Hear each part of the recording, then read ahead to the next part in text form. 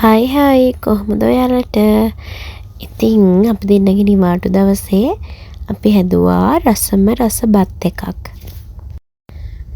ඉතින් එන්නකෝ අපි ඒක කොහොමද හදන්නේ බලන්න. ඉතින් අපි තාච්චියකට තෙල් සහ බටර් දාලා පොඩ්ඩක් රත් වෙන්න තියලා ඒකට අපි දානවා බේ ලීව්ස් කොලයක්, කුරුඳු කැබැල්ලක් සහ මහදුරු ස්වල්පයක් සමග කරවුනටි සහ එනසල්. ඊට පස්සේ අපි ඒකටම එකතු කරගන්නවා සුදු ලූණු සහ බී ලූණු.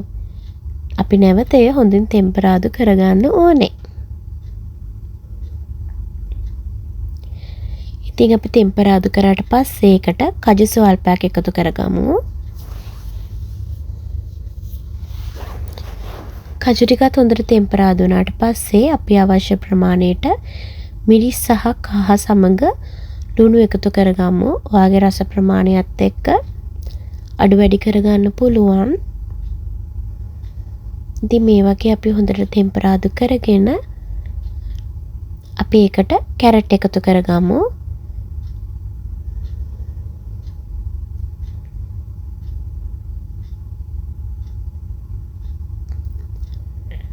කැරට් එකත් අපි ටිකක් ටෙම්පරාදු කරගමු.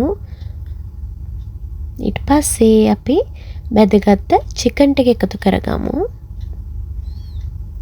ඔයාලට අවශ්‍ය නම් ගෝවා වුණත් එකතු කරගන්න පුළුවන්. මං ගාව තිබුණු නැති නිසා මං එළවලු වර්ග දෙකයි එකතු කරගත්තේ. ඊට පස්සේ අපි යාගත්ත බත් එක ටිකෙන් ටික එකතු කරගමු. ඔක්කොම එකවර එකතු කරගන්න එපා. අපිට බත් එක මිශ්‍ර කරගන්න අපහසු වෙනවා එතකොට. ඉතින් අපි මේ විදිහට බත් එක මිශ්‍ර කරගත්තට පස්සේ අන්තිමේදී ලුණු කොළ එකතු කරගමු. ඔයාලට ලීක්ස් උනත් එකතු කරගන්න පුළුවන්. ඉතින් ඔන්න ඔහොමයි අපේ රසම රස බත් එක හැදුනේ.